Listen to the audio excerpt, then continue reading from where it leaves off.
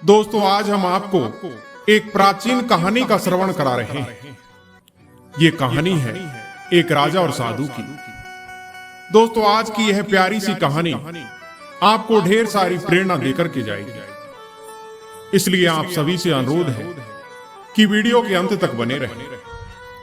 दोस्तों, एक नगर में एक सेठ रहा करता था। उस सेठ के घर किसी चीज की कोई कमी नहीं थी। सेठ की पत्नी बड़ी रूपवान थी। पूरे नगर में कोई भी स्त्री सेठ की पत्नी से सुंदर नहीं थी। शादी को काफी दिन बीत गए, मगर उस सेठ के घर कोई संतान नहीं हुई। सेठ यह सोचकर बड़ा दुखी रहता। फिर शादी के 10 वर्ष बाद एक तपस्वी के आशीर्वाद से उस सेठ के घर एक सुंदर पुत्र का जन्म हुआ। धीरे धीरे कुछ समय बीता। समय के साथ साथ सेठ का पुत्र भी अब बड़ा हुआ। अब वह सेठ हर कार्य अपने पुत्र से पूछकर किया करता था। सेठ का पुत्र अभी छोटा था, परंतु प्रेम में अंधा सेठ वही करता जो उसका पुत्र कहता।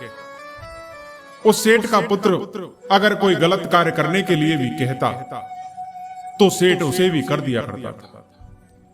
वह सेठ यह नहीं देखता था कि मेरा पुत्र अभी छोटा है और उसे अपनी अभी इतनी समझ नहीं है कि वह बड़े निर्णय ले सके, परंतु पुत्र मोह में वह अंधा सेठ अपने पुत्र की हर बात को सिर आंखों पर रखता। उस सेठ का पुत्र जो भी अपने पिता से मांगता, सेठ उसे लाकर के दे दिया करता था। दोस्तों, सेठ के घर के बाहर एक वृक्ष पर कई सालों से एक तोता रहता था।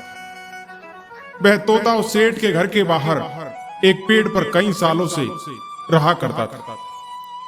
वह सेठ के घर को अच्छे से जानता था। सेठ कभी कभी उसे दाना पानी खाने के लिए दिया करता था। वह तोता यह देखकर बड़ा ही चिंतित रहता कि यह सेठ अपने पुत्र की हर बात को मान लेता है। सेठ का पुत्र जिस भी चीज की जिद करता है, सेठ उसे लाकर दे देता है। अब एक दिन वह तोता उस पेड़ पर बैठकर यह सब देख रहा था। तभी तोता सेठ से कहता है कि सेठ जी, तुम्हें अपने पुत्र मोह में इतना अंधा नहीं होना चाहिए। तुम्हारी यह गलती तुम्हें आगे जाकर बहुत भारी पड़ेगी। उस तोता की बात सुनकर सेठ बोला, अरे तोता, तुम नहीं जानते, मेरा पुत्र स्वयं भगवान का रूप है। इतनी मन्नतों के बाद मुझे पुत्र की प्राप्ति हुई है। अब तो वह जैसा कहेगा मैं वैसा ही करूंगा। तोता बोला, अरे सेठ जी, तुम तो पुत्र मोह में अंधे हो गए हो। तुम्हें मेरी बात समझ में नहीं आ रही। इंसान की यह गलतियां इंसान को बर्बाद कर देती हैं। सेठ जी, यह बात मैं आपको एक कहानी के माध्यम से बताता हूं। आप ऐसे नहीं समझेंगे।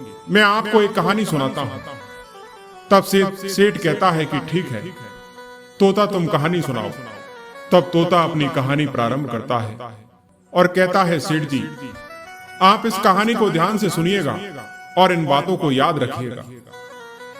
वह तोता उस सेठ को कहानी सुनाता है और कहता है, सेठ जी, एक नगर में एक धनी सेठ रहा करता था। उस सेठ के पास सभी प्रकार की सुख सुविधाएं थी, लेकिन उसकी कोई संतान नहीं थी। अब संतान न होने के कारण वह हमेशा दुखी और चिंतित रहता। फिर अचानक एक दिन उसे पता चला कि उसकी पत्नी गर्भवती है। यह जानकर वह बहुत प्रसन्न हुआ। उसने अपनी पत्नी का खूब ख्याल रखा, उसकी हर जरूरत को पूरा किया। समय बीतने के साथ एक दिन उसके घर पर एक पुत्र का जन्म हुआ। सेठ पुत्र के जन्म पर बहुत प्रसन्न था। उसने पूरे नगर में मिठाई बंटवाई। सेठ ने अपने बच्चे के लालन पालन में कोई कमी नहीं रखी। धीरे धीरे समय बीता। समय के साथ उसका पुत्र बड़ा हुआ। उसने अपने बेटे को गुरुकुल भेजने का निर्णय किया ताकि वह पढ़ लिख कर एक विद्वान बन सके। अभी उसके पुत्र की उम्र ज्यादा नहीं थी, लेकिन सेठ ने छोटी उम्र में ही अपने बेटे को शिक्षा ग्रहण करने के लिए गुरुकुल भेज दिया। गुरुकुल में वह बालक अच्छे से शिक्षा ग्रहण करता अपने गुरु की सभी आज्ञाओं का पालन करता। ऐसे में वह बालक धीरे धीरे वहां का सबसे होनहार विद्यार्थी बन गया। गुरुकुल में उस बालक ने सारे वेद पुराण और शास्त्रों का अध्ययन किया और बहुत बड़ा विद्वान बन गया। गुरुजी भी उस बालक से बहुत प्रसन्न थे। वह इस बात पर गर्व महसूस करते थे कि उनके शिष्य ने छोटी सी उम्र में ही बहुत सारा ज्ञान अर्जित कर लिया। इधर सेठ के घर सब कुछ अच्छा चल रहा है, लेकिन एक कहावत है कि समय कब बदल जाए किसी को पता ही नहीं होता। ऐसे ही एक दिन किसी दुर्घटना की वजह से उसके माता पिता की मृत्यु हो गई। जब उसके माता पिता की मृत्यु हुई, उस समय तक उस बालक की शिक्षा पूर्ण नहीं हुई थी। वह गुरुकुल में ही था, जबकि उसके माता पिता अब इस दुनिया में नहीं रहे और उनका सब कुछ बर्बाद हो चुका था। उसे लगा कि जैसे उसका तो सारा संसार ही खत्म हो गया हो। यह दुनिया उसे व्यर्थ महसूस होने लगी और इसी कारण उस बालक का इस सांसारिक मोह माया से मन उठ गया। उसके बाद उस बालक ने निश्चय किया कि वह गुरुकुल से शिक्षा पूर्ण करने के बाद अपना संपूर्ण जीवन लोगों की भलाई में व्यतीत करेगा। लोगों के जीवन के दुख और उनकी समस्याओं को कम करने की कोशिश करेगा। अब कुछ समय बाद जब उस बालक की शिक्षा पूर्ण हो गई, तो उसके बाद वह बालक सन्यासी बन गया और वह सांसारिक वस्तुओं और सुविधाओं से दूर हिमालय के जंगलों में चला गया। वहां जंगल में जाकर उसने लंबे समय तक तपस्या की। तपस्या पूर्ण करने के बाद उस सन्यासी ने लोगों को शिक्षा देना आरंभ किया। समय के साथ साथ उस सन्यासी की चर्चा चारों तरफ होने लगी। दूर दूर से लोग उसके पास शिक्षा ग्रहण करने के लिए आने लगे और बहुत से लोग उनके पास अपनी समस्याओं का समाधान खोजने के लिए भी आने लगे। सन्यासी सभी लोगों की समस्याएं बड़ी आसानी से सुलझा देता था। इस वजह से वह पूरे राज्य में मशहूर हो गया। लेकिन जिस नगर में वह रहता था, उस नगर का राजा एक क्रूर व्यक्ति था। जब राजा को सन्यासी के बारे में पता चला, तो एक दिन सुबह राजा अपने महल से निकलकर उस सन्यासी से मिलने के लिए चल पड़ा और फिर वह उस सन्यासी की कुटिया पर जाकर पहुंच गया। राजा ने वहां पहुंचकर जब सन्यासी को देखा, तो उसके चेहरे पर एक अलग ही तेज थी। राजा उनके पास पहुंचा। वहां जाकर राजा ने सन्यासी को प्रणाम किया और उनके पास जाकर बैठ गया और उनसे वार्तालाप करने लगा। तो उसे बड़ी अपार शांति का अनुभव हुआ। वह राजा पहली ही मुलाकात से उसके व्यक्तित्व से इतना प्रभावित हुआ कि उसने उसी समय से अच्छाई के रास्ते पर चलने की ठान ली। राजा मन ही मन सोचने लगा कि इतनी छोटी सी मुलाकात में यह सन्यासी मुझे इतना बदल सकता है, तो अगर यह हमेशा मेरे साथ ही रहने लगे तो मेरी तो जिंदगी ही बदल जाएगी। यही सोचकर राजा उस सन्यासी से राजमहल चलने के लिए आग्रह करने लगा। राजा का आग्रह सुनकर सन्यासी उससे मना नहीं कर पाया और वह राजमहल में चलने के लिए तैयार हो गया। फिर राजा सन्यासी को लेकर राजमहल की तरफ चल पड़ा। राजमहल पहुंचने पर राजा ने सन्यासी का खूब आदर सत्कार किया और उसके बाद राजा ने उस सन्यासी को एक शाही कमरे में भोजन कराया। भोजन कराने के पश्चात सन्यासी ने राजा को धन्यवाद दिया और राजा से जाने की आज्ञा मांगी। लेकिन राजा नहीं चाहता था कि सन्यासी वहां से जाए, इसलिए राजा ने कहा कि महाराज, आप हमारे बगीचे में जब तक चाहें तब तक रह सकते हैं। आपको यहाँ पर किसी तरह की कोई असुविधा नहीं होगी। आप यहाँ रहेंगे तो हमारी प्रजा को भी अच्छा लगेगा और हमें भी अच्छा लगेगा। यह सुनकर सन्यासी ने राजा का प्रस्ताव स्वीकार कर लिया। उसके बाद राजा ने उस सन्यासी के लिए बगीचे में रहने का प्रबंध करवा दिया। राजा की आज्ञा के अनुसार सेवकों ने बगीचे में एक सुंदर सी कुटिया का निर्माण कर दिया। उसके बाद वह सन्यासी उस कुटिया में रहने लगे। सन्यासी की हर तरह की जरूरत का पूरा ध्यान रखा गया। और समय पर उन्हें उनकी जरूरत की हर चीज मुहैया कराई जाती। उस राजा की हर समय यही कोशिश होती थी कि सन्यासी महाराज खुश रहे और यहां से जाने के बारे में ना सोचे। अब इधर उस सन्यासी को उस कुटिया में रहते रहते कई साल बीत गए और इस दौरान राजा ने उनकी खूब सेवा की। परंतु एक दिन राजा और रानी को किसी आवश्यक कार्य से बाहर दूसरे राज्य में जाना पड़ा। उन्होंने एक सेवक को सन्यासी की सेवा के लिए नियुक्त कर दिया, परंतु वह सेवादार राजा के जाने के बाद बीमार पड़ गया और अपने घर चला गया और फिर वह कभी वापस लौट कर नहीं आया। सन्यासी इस बात से बहुत क्रोधित हुए। जब राजा अपने राज्य को वापस लौटे तो वह सन्यासी राज दरबार में पहुंचा और क्रोध में आकर राजा को खूब सुनाया और राजा से कहने लगे, राजन, अगर कोई जिम्मेदारी तुम पूरी नहीं कर सकते तो जिम्मेदारी उठाते ही क्यों हो? तब राजा ने सन्यासी से क्षमा मांगते हुए कहा कि हे भगवान, यदि कोई मुझसे भूल हो गई हो तो मैं उसके लिए आपसे क्षमा मांगता हूं। मुझे आप क्षमा कर दीजिए और आप अपना क्रोध शांत कीजिए और मुझे बताइए कि आखिर हुआ क्या है। यह सुनकर उस सन्यासी ने कहा कि तुम्हारे जाने के बाद मुझे वहां पर किसी ने भी भोजन नहीं दिया और मैं बहुत दिनों तक भूखा ही रहा। मुझे यहां पर आकर किसी ने पूछा तक नहीं कि मैं किस हाल में हूं।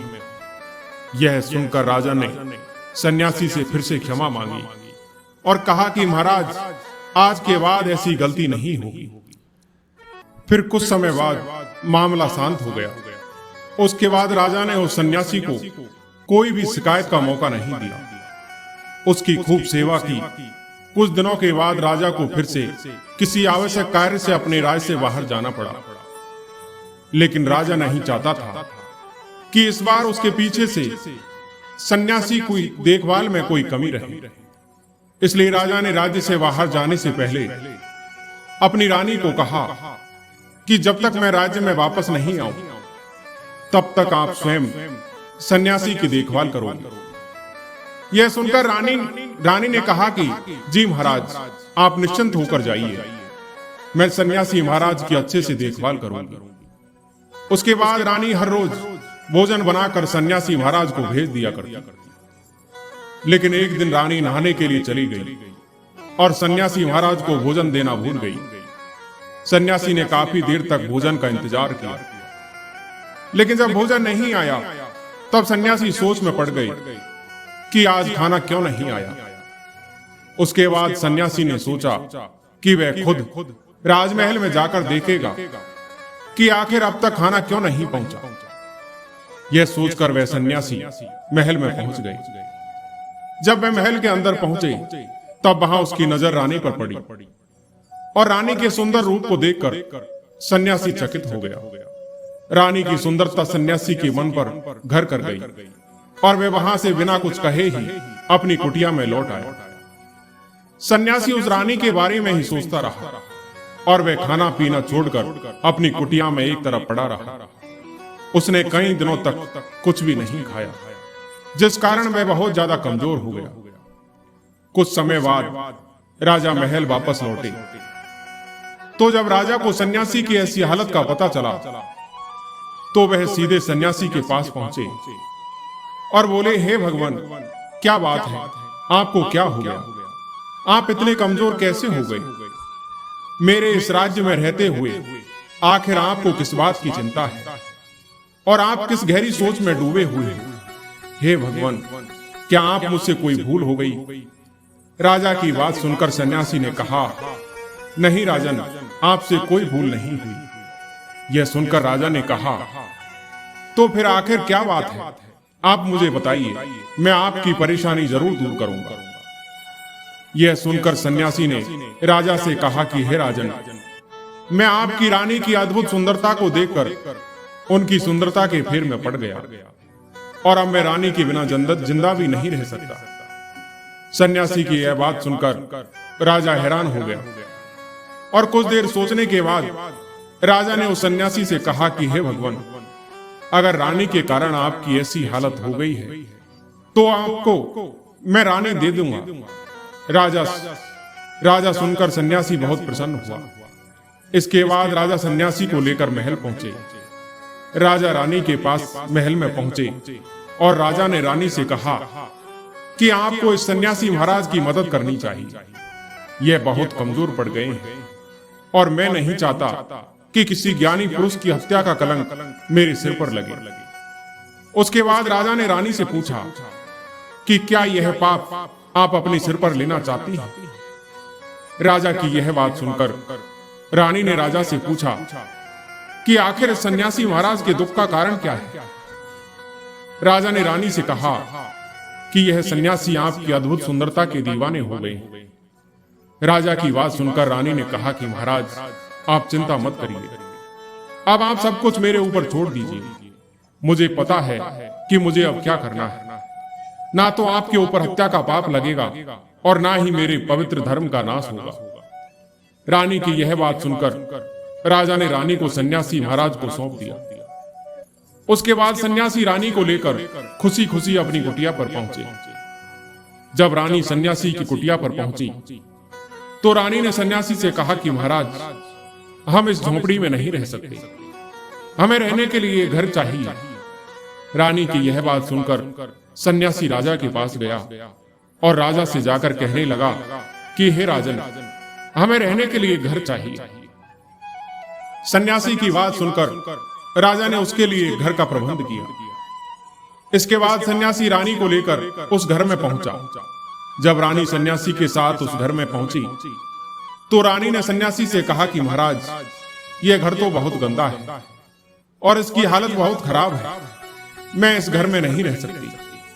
यह सुनकर सन्यासी फिर से राजा के पास गया और राजा के पास जाकर बोला कि राजन, आपने हमें जो घर दिया है उस घर की हालत बहुत खराब है। सन्यासी महाराज की बात सुनकर राजा ने उसे दोबारा दूसरा घर दे दिया। उसके बाद फिर रानी उस सन्यासी के साथ उस नए घर में रहने लगी। अब एक दिन रानी ने सन्यासी से कहा कि आपको पता है कि आप कौन हैं और आप अब क्या बन गए हैं? आप एक महान सन्यासी थे जिसके लिए राजा स्वयं सारी जरूरत की वस्तुएं उपलब्ध कराते थे, जिसके पास लोग दूर दूर से ज्ञान ग्रहण करने के लिए आते थे, जो लोगों को सत्य की राह दिखाया करते थे, जो लोगों की समस्याओं का समाधान करते थे, जिनको सभी लोग एक सच्चा गुरु मानते थे, जिनकी सब लोग भगवान की तरह पूजा किया करते थे। आज आप वासना के गुलाम हो गए। यह भी कहा जा सकता है कि आज आप वासना के कारण मेरे गुलाम हो गए। रानी की इन बातों को सुनकर उस सन्यासी को एक झटका लगा और उसे महसूस हुआ कि वह तो एक सन्यासी है जिसने प्रण लिया था कि वह अपना संपूर्ण जीवन लोगों की भलाई में व्यतीत करेगा और लोगों के जीवन के दुख और उनकी समस्याओं को कम करने की कोशिश करेगा। वह तो ये सारी सुख सुविधाओं को छोड़कर शांति की तलाश में जंगलों में चला गया था, परंतु आज वह क्या कर रहा है और कितना बदल चुका है। जब सन्यासी को सद्बुदाई और सच्चाई का एहसास हुआ तो वह पश्चाताप करते हुए जोर जोर से रोने लगा और चिल्लाने लगा। उसके बाद वह हाथ जोड़कर महारानी से कहने लगा कि मुझे माफ कीजिए, मैं क्या करने जा रहा था, मैं अभी आपको राजा को सौंप आता हूं। सन्यासी की बात सुनकर रानी ने सन्यासी से प्रश्न किया कि महाराज, मेरे मन में एक प्रश्न उठ रहा है, कृपया मेरे प्रश्न का उत्तर दीजिए। रानी की बात सुनकर सन्यासी ने कहा कि कहिए, आपका क्या प्रश्न है? फिर रानी ने कहा कि महाराज, उस दिन आपको भोजन नहीं मिला तो आप बहुत क्रोधित हो गए थे। तब मैंने आपका यह रूप पहली बार देखा था, तभी से मैं आपके व्यवहार में परिवर्तन महसूस कर रही हूं। ऐसा क्यों हुआ महाराज? आखिर आपको इतना क्रोध क्यों आया? रानी की बात सुनकर सन्यासी ने रानी को समझाया कि जब मैं जंगल में था तो मुझे अपने लिए भोजन का प्रबंध खुद ही करना पड़ता था और मुझे समय पर भोजन भी नहीं मिलता था। लेकिन जब मैं महल में आया तो महल में आने के बाद मुझे सारी सुख सुविधा मिली और फिर धीरे धीरे मैं इन सुविधाओं का आदी हो गया। मैं सुख सुविधाओं के मोहजाल में फंस गया, मुझे इसके प्रति लगाव उत्पन्न हो गया और फिर मुझे इसको अपनाने का लालच उत्पन्न हुआ। और एक समय आया जब मुझे लगा कि यह सब पाना तो मेरा अधिकार है। जब उस दिन मुझे भोजन नहीं मिला तो मेरे अंदर क्रोध उत्पन्न हुआ, जिसे मैं रोक नहीं पाया। फिर सन्यासी ने कहा कि महारानी, सच तो यह है कि अगर इच्छा पूरी ना हो तो क्रोध उत्पन्न होता है, और अगर इच्छा पूरी हो जाए तो लालच बढ़ जाता है। सन्यासी ने रानी से कहा कि महारानी, यहां पर रहते हुए मेरी सभी इच्छाएं पूरी होती रही, और यह इच्छा की पूर्ति ही मुझे वासना के द्वार तक लेकर आई, और मैं आपके प्रति आकर्षित हो गया। इसके बाद वह सन्यासी रानी को लेकर राजा के पास गया और राजा से क्षमा मांगते हुए बोला कि राजन, मुझे क्षमा कर दीजिए, मुझे अपनी गलती का एहसास हो गया है। यह लो आपकी रानी, मुझे यह सब नहीं चाहिए। मैं अपनी इच्छा के वशीभूत होकर गलत कार्य करने जा रहा था और अपने जीवन को बर्बाद कर रहा था, लेकिन अब मुझे अपनी गलती का एहसास हो गया है और सब कुछ समझ आ गया है। उस सन्यासी की बात सुनकर राजा कहने लगे, भगवान, आपके विचार कैसे बदल गए? उसके बाद वह सन्यासी कहने लगे, राजन, दुनिया के हर एक व्यक्ति के अंदर कुछ अवगुण होते हैं, लेकिन जो व्यक्ति इन पर नियंत्रण पा लेता है वह दुख और परेशानियों से बच जाता है। जो व्यक्ति इन अवगुणों पर नियंत्रण नहीं कर पाता वह बर्बाद होने के कगार पर पहुंच जाता है। यह सुनकर राजा ने कहा कि महाराज, मुझे वे आदतें बताइए जिससे मनुष्य की बर्बादी हो जाती है। फिर सन्यासी ने राजा को मनुष्यों को बर्बाद करने वाली आदतों के बारे में बताना शुरू किया। सन्यासी ने कहा कि राजन, मनुष्यों को बर्बाद करने वाली पहली आदत है इच्छा। इच्छा ही दुनिया के हर एक व्यक्ति के अंदर सबसे पहला गुण होता है। वास्तव में देखा जाए तो इच्छाएं तो मनुष्य के जन्म लेते समय से ही जुड़ जाती है। तो फिर एक सामान्य मनुष्य के लिए इच्छाएं ना करना यह तो बड़ा ही मुश्किल काम होता है और लगभग नामुमकिन भी। मनुष्य की इच्छाओं का कहीं भी अंत नहीं है। एक मरती है और दूसरी तुरंत दूसरी इच्छा जन्म ले लेती है, लेकिन मनुष्य के मन से इच्छाओं को पूर्ण रूप से समाप्त करना तो बिल्कुल भी संभव नहीं। हाँ, लेकिन इच्छाओं को नियंत्रण में रखना जरूर संभव है। इच्छा सभी दुखों की जननी होती है। जो व्यक्ति अपनी इच्छाओं को नियंत्रण में नहीं रख पाता वह जीवन के किसी भी क्षेत्र में सफल नहीं हो पाता। इसलिए राजन, जब हम अपनी इच्छाओं का नियंत्रण पा लेते हैं तो हम अपने मन पर भी नियंत्रण पा लेते हैं, और जब हमारा मन हमारे वश में होता है तो हमें सुख की प्राप्ति होती है। फिर जो हम चाहते हैं हमारे साथ वही होता है, जिसका मतलब है कि मनुष्य यदि अपने जीवन में सुख और शांति चाहता है तो उसे अपनी इच्छाओं का त्याग करना चाहिए। इच्छाएं वही करो जिन्हें हम पूरा कर सकते हैं। जिन इच्छाओं की पूर्ति करना हमारे लिए संभव है उनके बारे में विचार करने से भी दुख ही मिलेगा, क्योंकि इच्छाओं से ही कामना उत्पन्न होती है, और कामनाओं की पूर्ति न होने पर दुख, अशांति और शोक उत्पन्न होता है। फिर सन्यासी कहता है कि हे राजन, मनुष्यों को बर्बाद करने वाली दूसरी आदत है वासना। इनका जन्म हमारे अंदर उठने वाली इच्छाओं से ही होता है। जिस प्रकार इच्छा का कोई अंत नहीं होता और मनुष्य इच्छा के जाल में फंसता ही चला जाता है, ठीक उसी प्रकार वासना और कामनाओं के वशीभूत होकर मनुष्य अच्छे और बुरे का भेद भूल जाता है और उसे कुछ भी नजर नहीं आता। लेकिन इच्छा का रूपांतरण जब कामना में और कामना का रूपांतरण हवस में हो जाता है तो फिर ऐसी किसी इच्छा का मन में आना ही गलत है, जो मनुष्य को गलत रास्ते पर भी लेकर जा सकती है।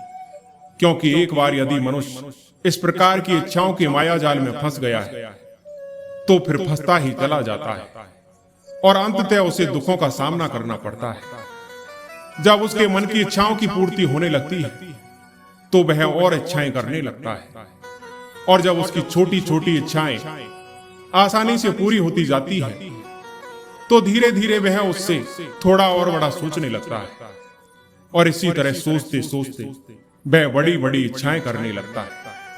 और जब उसकी वह इच्छाएं पूरी नहीं होती तो फिर उसके मन में क्रोध उत्पन्न होता है। क्रोध पर उसका नियंत्रण नहीं होता। जब क्रोध पर उसका नियंत्रण नहीं होता तो फिर वह क्रोध में आकर कई गलत निर्णय ले लेता है। क्रोध में वह दूसरों को भला बुरा कह देता है, गालियां निकाल देता है। जब उसका क्रोध शांत होता है तो उसे अपनी गलती का एहसास हो जाता है, लेकिन तब तक तो सब कुछ बर्बाद हो चुका होता है। क्रोध के कारण मनुष्य के कई बने बनाए काम भी बिगड़ जाते हैं। जब मनुष्य अंदर से बहुत कमजोर हो जाता है, एक कमजोर मनुष्य कुछ भी नहीं कर सकता, उसे कभी भी सफलता हासिल नहीं हो सकती। क्रोध हमारे भीतर तनाव को उत्पन्न करता है, और अगर एक बार हम तनाव में चले गए तो हमारा पूरा जीवन बर्बाद हो जाता है। क्रोध से अशांति और अशांति से दुख उत्पन्न होता है। फिर अंत में सन्यासी राजा से कहते हैं कि हे राजन, अगर मनुष्य इन सभी बातों को छोड़ देता है तो उसे जीवन में सफल होने से कोई नहीं रोक सकता। जो इन आदतों को नहीं छोड़ता उसे जीवन में बर्बाद होने से कोई नहीं रोक सकता। मैं एक सन्यासी होकर इसके फेर में पड़ गया तो सामान्य मनुष्य तो इससे बच भी नहीं सकता।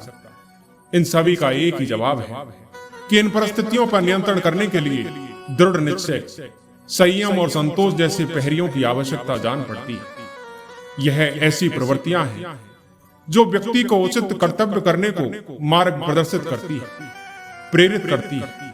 इससे वह अपने मन में उठने वाली अनैतिक और अमानवीय इच्छा का दमन करने में सक्षम हो जाता है। आत्मनियंत्रण और आत्म संयम रखने से हम अपने आप पर ही सहमत हो जाते हैं और अपनी इच्छाओं और कामनाओं को भी काबू में रख सकते हैं। यदि हम उन बातों की इच्छा करें जो हमारे बस में हो तो हम उन्हें पूरा भी कर सकते हैं और हमें दुखी भी नहीं होना पड़ता। इसलिए हे राजन, मनुष्यों को इन आदतों से हमेशा बचना चाहिए। दोस्तों, आज की कहानी यहीं समाप्त होती है। मैं उम्मीद करता हूं कि यह कहानी आपको जरूर पसंद आई होगी। कहानी पसंद आई हो तो हमारे वीडियो को लाइक और सब्सक्राइब करें। धन्यवाद।